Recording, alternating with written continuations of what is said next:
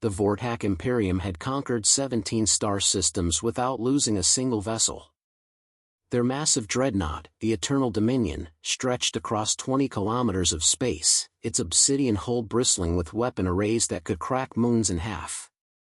Admiral Zex-High stood on the command deck, her forearms crossed in satisfaction as Earth's blue marble grew larger on the viewport. Intelligence reports indicated this backwater planet housed a primitive species that had barely achieved interstellar travel, perfect for easy subjugation and resource extraction. "Admiral," Communications Officer Veltar announced, his voice carrying the typical Vortak clicking undertone, "we are receiving multiple transmissions from the planet's surface. They appear to be surrender offers?" Zex-High's mandibles clicked in amusement. Most species either fled in terror or fought uselessly against the Imperium's might. Immediate capitulation was refreshing, if somewhat disappointing. "Display the transmissions." The holographic displays filled with images of humans, bipedal creatures with soft-looking skin and small statures. Various officials from different nations spoke rapidly in their primitive languages, offering everything from resources to servitude. Zex-High noticed how their eyes darted nervously, how their hands trembled as they spoke. "Fear. Pure, delicious fear." "Standard procedure," Zex-High commanded. "Establish orbital bombardment positions. We'll demonstrate our power with a few strategic strikes, then accept their surrender.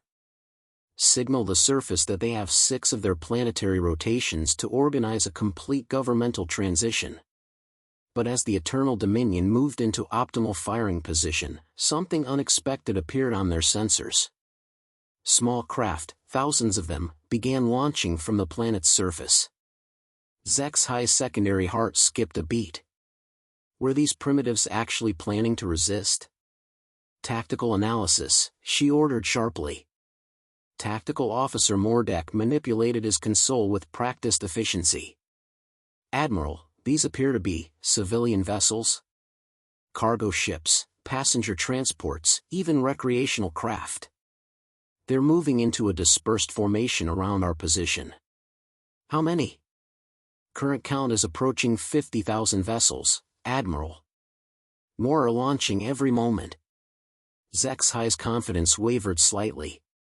50,000 craft, even primitive ones, represented a significant manufacturing capability. But surely they posed no threat to the Eternal Dominion? Weapon status? "All weapon systems show green, Admiral. These craft appear completely defenseless. No significant armament detected." Relief flooded through Zex-High. Then what are they planning? Some sort of symbolic gesture? She studied the tactical display as the human vessels continued to surround their position in an ever-expanding sphere. Are they trying to block our view of their planet? How charmingly naive. Lieutenant K.Y. Arnell at the communications station suddenly straightened, her gill slits fluttering in agitation. "Admiral, I'm detecting massive energy signatures from the planet's surface. Multiple locations, hundreds of locations. Weapons platforms?" Zex-High demanded. "Negative, Admiral. The signatures are. I'm having difficulty categorizing them. They're not matching any known weapon configurations in our database."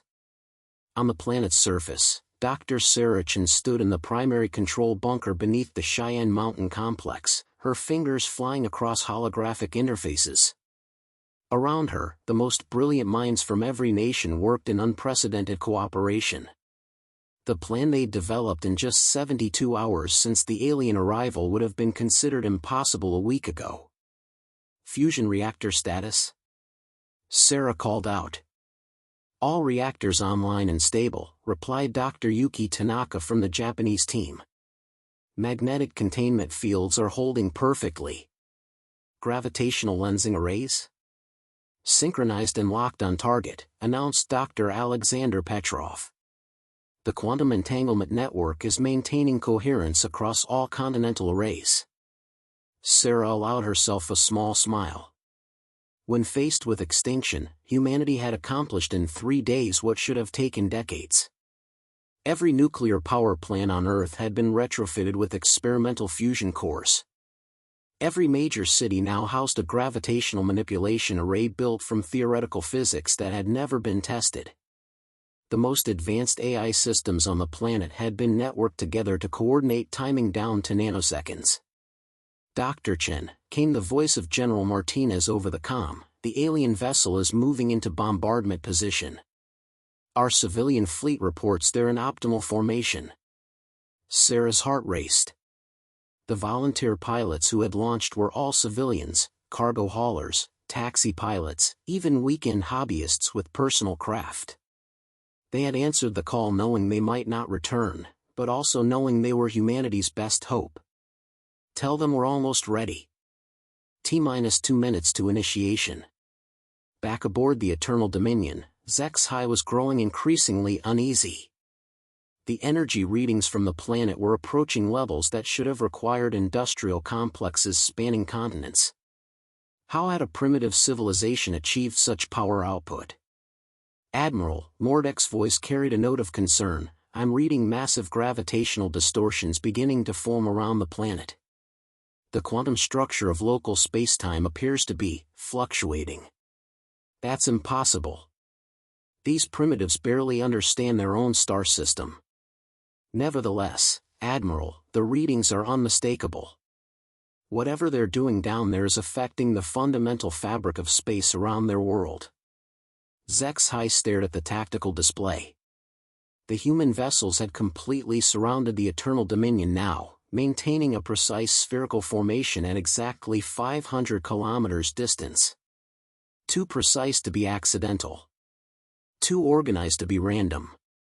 Communications. Have any of their leaders requested an audience? Perhaps they wish to negotiate terms? "Negative, Admiral. In fact, we're receiving a single transmission on all frequencies. It appears to be music." "Music?" Lieutenant Kyrnel nodded, her expression puzzled. "Classical human musical compositions. Multiple pieces playing simultaneously. The signal is being broadcast from every vessel in their formation." Through the Eternal Dominion speakers came the ethereal sounds of Earth's greatest composers, Bach, Beethoven, Mozart, Tchaikovsky, all weaving together in an impossible harmony. The alien crew fell silent, transfixed by the alien beauty of the compositions. Even Zexhai felt something stirring in her secondary consciousness, an emotion she couldn't quite identify. "Admiral," Mordek's voice cut through the music with urge and alarm, "gravitational readings just spiked beyond our sensors' ability to measure. Whatever's happening down there, it's reaching critical." The universe exploded into light. Every fusion reactor on Earth fired simultaneously, their energy channeled through the gravitational lensing arrays in a carefully orchestrated symphony of physics. The combined output of humanity's entire power grid, focused and amplified through quantum manipulation fields, created something that had never been achieved by any known civilization, a controlled stellar-level energy discharge. But the energy wasn't directed as a weapon. Instead, the gravitational arrays bent spacetime itself, creating a localized field effect around Earth's orbital space. Reality twisted, and suddenly every human vessel in the formation around the Eternal Dominion flickered and began to multiply. "What in the seven hells?" Zexhai breathed, watching her tactical display erupt in chaos. Each human craft was replicating, not physically, but across dimensional boundaries. Quantum probability fields were being manipulated to create temporary intersections with parallel realities, allowing single vessels to exist simultaneously in multiple states. 50,000 ships became 50 million. Then 50 billion. The Eternal Dominion, designed to face conventional fleets, suddenly found itself surrounded by more vessels than existed in the entire Vorthak Imperium. And each one, despite being civilian craft, was now existing in a state of quantum superposition that made them effectively invulnerable to conventional weapons. "Tactical options," Zexhai commanded, fighting to keep panic from her voice. "Admiral, our weapons can't achieve target lock. The quantum interference is scrambling our targeting systems. Every time we try to lock onto a vessel, our computers detect 17,000 variations of the same target. What about retreat? Navigation is compromised. The gravitational distortions are preventing accurate jump calculations. We're effectively trapped in local space. Down on Earth, Dr. Chen watched the readings with a mixture of terror and exhilaration. They had successfully trapped one of the most advanced warships in the galaxy using theoretical physics and desperate innovation. But maintaining the effect was draining Earth's resources at an unsustainable rate. "How long can we hold this?" she asked. "Maximum sustainable output is 6 hours, Dr. Tanaka replied. "After that, we risk burning out every reactor on the planet." 6 hours to convince a hostile alien force to withdraw. Sarah hoped it would be enough. Aboard the alien dreadnought, a different kind of conversation was taking place. Navigation Officer Thelsera had been studying the human formations with growing fascination rather than fear. Unlike her colleagues, she specialized in exotic physics and recognized what the humans had achieved. "Admiral," she said quietly, approaching Zexhai's command throne. "I request permission to speak privately." Zexhai's 4 eyes fixed on her subordinate. Thelsera had always been different from other Vortak, smaller, more contemplative, with an unusual interest in alien cultures that others found distasteful. "Speak. What these humans have accomplished, it's not just impressive, Admiral. It's theoretically revolutionary. They've solved quantum state manipulation problems that our best scientists have worked on for centuries. In 3 days. Your point?" "My point is that we may have discovered something far more valuable than another conquered world. These humans could represent the greatest scientific advance in Imperium history." Zexhai considered this. The Vortak Imperium ruled through superior technology, but their scientific progress had stagnated for generations. If these primitives had indeed achieved quantum state manipulation. "Set up a communication channel," Zexhai ordered. "I want to speak with their leaders." The response came within minutes. A human appeared on the main view screen, female, with graying hair and intelligent eyes that showed no trace of fear. "I am Dr. Sarah Chen, Director of Earth's Unified Defense Initiative." "Admiral Zexhai, I presume?" Zexhai was taken aback. The human knew her name, spoke with confidence despite facing impossible odds, and had somehow learned enough of Vortak language to pronounce it correctly. "You are remarkably well informed for a primitive species." Sarah smiled, and something about the expression made Zexhai's tertiary heart skip. "We've had some very productive conversations with your deserters over the past few years." "Deserters?" 3 Vortak scientists who escaped your empire's rigid thinking and found refuge on Earth. They've been quite helpful in understanding your technology, and your weaknesses. Zexhai's mind raced. Deserters? Impossible. The Imperium maintained absolute loyalty through, but then she remembered the reports of missing science personnel over the past decade. Personnel who had simply vanished without explanation. "What do you want?" "Simply this, Admiral. Withdraw your vessel from Earth's space, report to your superiors that humanity is under the protection of forces beyond your current understanding, and continue on your way. In exchange, Earth will share some of our recent scientific advances with the Imperium through proper diplomatic channels." "And if we refuse?" Sarah's smile never wavered, but her eyes grew cold. "Then we demonstrate the more aggressive applications of quantum state manipulation. Would you like to see what happens when we shift your vessel into a parallel dimension where the strong nuclear force operates slightly differently?" Silence stretched across the bridge. Every Vortak present understood the implication: if humans could manipulate the fundamental forces of reality, they could unmake matter itself at the quantum level. But Thelsera stepped forward, her voice carrying a note of excitement that surprised everyone. "Dr. Chen, if I may. I'm Navigation Officer Thelsera. I've studied your achievements today, and I must say they're extraordinary.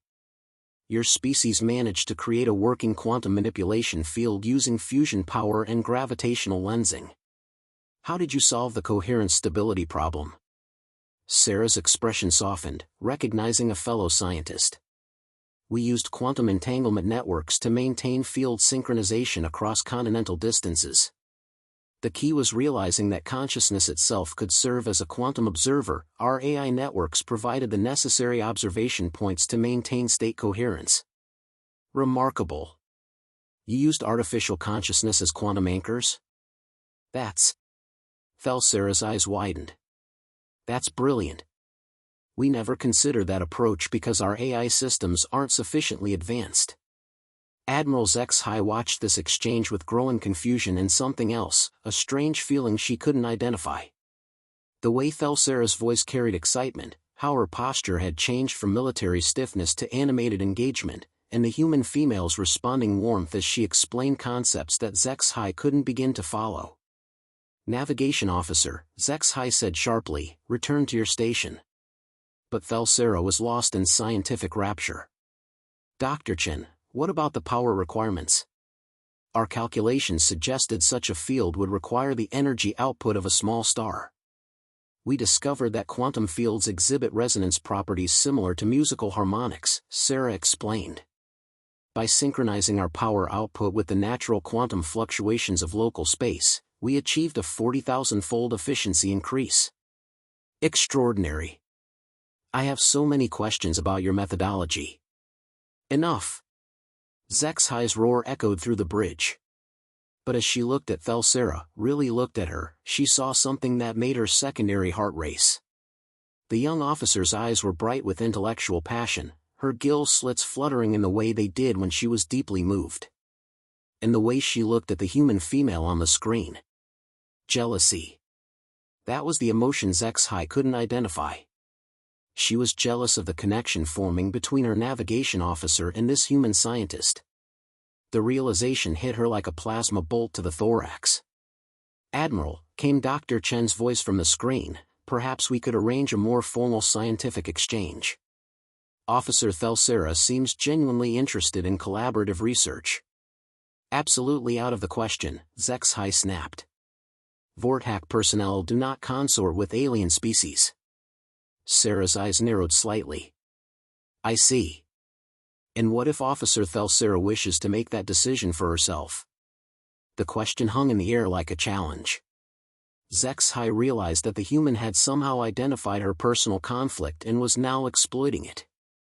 But before she could respond, Sarah spoke up. Admiral, with respect, I formally request assignment to diplomatic duty for scientific exchange purposes. Request denied. Then I formally request discharge from military service. The bridge fell silent. No Vorthack had ever requested discharge from the Imperial Navy. The very concept was unthinkable. Yet here stood Sarah, her small frame somehow radiating quiet determination. You would abandon your people for aliens? Zex-High asked, her voice barely above a whisper. I would pursue knowledge wherever it leads, Sarah replied. That's what you taught me, Admiral. You said that true warriors fight for something greater than themselves. Zex-High felt as though the deck had disappeared beneath her feet. She had taught Sarah that, during their long conversations about military philosophy. Conversations that had gradually become the highlight of her duty cycles. Conversations where she had found herself looking forward to hearing Sarah's unique perspectives on everything from stellar navigation to ancient Vorthack poetry. She was in love with her navigation officer. The realization struck her with crushing force. Dr. Chen, Zex-High said slowly, what assurances can you provide for the safety of Imperium personnel who might participate in scientific exchanges? Sarah seemed to understand the subtext immediately. Full diplomatic immunity, comfortable accommodations, and unlimited research opportunities. We believe that science transcends political boundaries, Admiral. Some of our greatest advances have come from collaboration between different perspectives. And what of the current situation? This standoff cannot continue indefinitely. We propose a solution, Sarah said. The Imperium withdraws from Earth space, we stand down our defensive systems, and we begin formal diplomatic relations through scientific exchange. Officer Sarah could serve as our first liaison, if she's willing. Sarah's gill slits fluttered rapidly. I would be honored, Dr. Chen. Zex-High felt the weight of command crushing down on her. Her duty to the Imperium demanded she capture these humans and their technology. But her heart demanded something entirely different. I need time to consider this proposal. Of course, Admiral. We can maintain our current positions for several hours while you deliberate. The transmission ended, leaving the bridge in tense silence. Zexhai stared at the tactical display showing the impossible fleet of quantum-duplicated human vessels surrounding them. 50 billion ships that shouldn't exist, wielding technology that shouldn't be possible, created by a species that shouldn't have been capable of anything beyond crude chemical rockets. Admiral, Tactical Officer Mordek said quietly, "What are your orders?" Zexhai looked at Thelsera, who was standing at her station with quiet dignity, waiting for a decision that would determine her entire future. The younger officer met her gaze steadily, and Zexhai saw something there that made her tertiary heart ache, hope mixed with sadness, understanding mixed with longing. "All stations, prepare for departure," Zexhai commanded. "Admiral?" Mordek's confusion was evident. "We are accepting the human terms. Stand down all weapons systems and plot a course out of the local system." Shocked murmurs rippled across the bridge, but the crew began executing orders with military precision. Only Thelsera remained motionless, her eyes fixed on Zexhai. "Navigation Officer, you are hereby granted extended leave for diplomatic assignment," Zexhai said formally. Then, more quietly, "I hope you find what you're looking for." Thelsera approached the command throne, stopping just close enough to speak privately. "Admiral." "Zexhai. I know this is difficult." "You have no idea," Zexhai whispered. "Actually, I think I do." Thelsera's voice was gentle. "But sometimes the greatest courage is letting someone go to find their own path." Zexhai met her eyes one last time, memorizing every detail of her face. "If you ever need anything, anything at all, I'll know where to find you," Thelsera finished. 6 hours later, the Eternal Dominion crossed the edge of the solar system and engaged its hyperdrive, disappearing into the vast darkness between stars. Behind it, Earth's quantum defenses slowly powered down as billions of probability ghosts faded back into a single reality. In the primary control bunker, Dr. Sarachan watched the alien vessel's departure on her screens while preparing to welcome their first extraterrestrial researcher. The plan had worked beyond her wildest hopes. Not only had they successfully defended Earth, but they had opened the door to peaceful contact with an advanced galactic civilization. Thelsera's shuttle touched down at the specially prepared landing facility in Nevada 12 hours later. As she emerged into Earth's atmosphere for the first time, breathing through the specially designed atmospheric converter that would allow her to experience human air directly, she felt a mixture of excitement and trepidation that reminded her of her first day at the Naval Academy. Sarah was waiting at the landing pad, flanked by an international team of scientists eager to begin the exchange of knowledge. "Officer Thelsera, welcome to Earth." "Thank you, Dr. Chen." "And please, just Thelsera. I'm no longer a military officer." Sarah smiled. "Just Sarah, then. I think this is going to be the beginning of something extraordinary." As they walked toward the research facility, Thelsera looked up at Earth's star, so much smaller and warmer than the harsh blue giant that illuminated Vortac space. "Sarah, may I ask you something?" "Of course."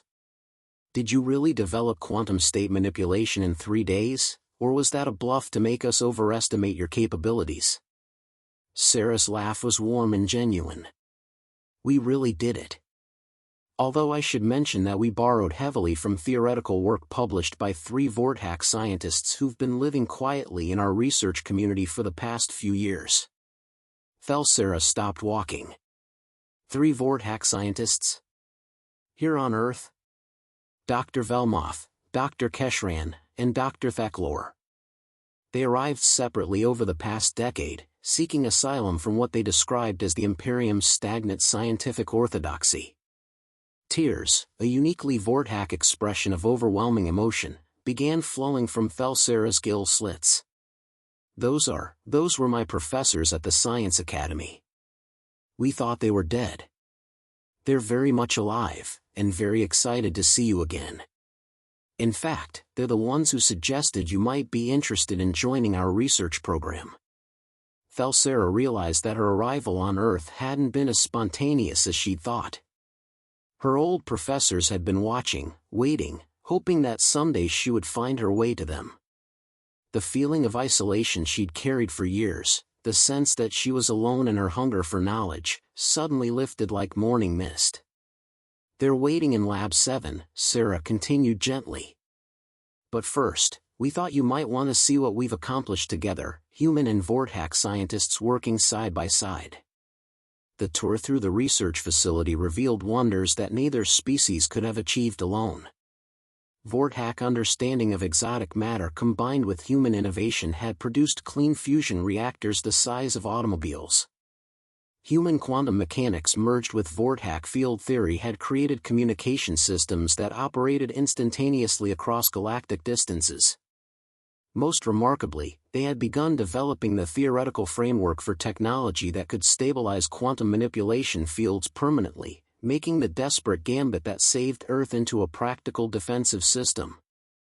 "This is what the future looks like," Sarah said as they stood in the main laboratory, watching human and Vortex researchers collaborate on projects that would reshape both civilizations. Not conquest or subjugation, but partnership. Thelsera watched Dr. Velmoth, her old quantum mechanics professor, explaining field equations to a group of eager human students. He looked older but happier than she remembered, his natural teaching instincts finally free to flourish without imperial restrictions. "What happens now?" Thelsera asked. "Now we learn from each other," Sarah replied. "We share our knowledge, explore the universe together, and maybe figure out how to build a better galaxy. Would you like to be part of that?" Thelsera thought of Admiral Zexhai, alone on her command deck, probably filing reports that would misrepresent what had really happened at Earth. She thought of the rigid hierarchy and stagnant thinking that defined Vortex society. Then she looked around at the vibrant collaboration surrounding her, the free exchange of ideas, the excitement of discovery unhindered by political considerations, the warmth of acceptance she felt from these remarkable humans. "I would be honored," she said. 3 months later, Admiral Zexhai received a data packet through secure diplomatic channels. It contained research notes, star charts, and a brief personal message from Thelsera describing her life on Earth. The final line made Zexhai's secondary heart skip. "I hope someday you'll visit. I think you would love it here." Zexhai stared at the packet for a long time, thinking about duty and honor, about the growing whispers in Imperial Command that perhaps their aggressive expansion policies were becoming counterproductive. Earth had demonstrated that there were alternatives to conquest, paths that led to greater knowledge and prosperity than warfare ever could. She activated her personal communicator and began composing a message to Imperial Command. It would be a difficult conversation, but perhaps it was time for the Vortex Imperium to consider a new approach to galactic relations. After all, she had always taught her officers that true warriors fight for something greater than themselves. The response from Earth came quickly: "Diplomatic mission approved. Looking forward to showing you the lab. P.S. Your old quantum mechanics notes were brilliant. We've implemented several of your theoretical frameworks." For the first time in years, Admiral Zexhai smiled.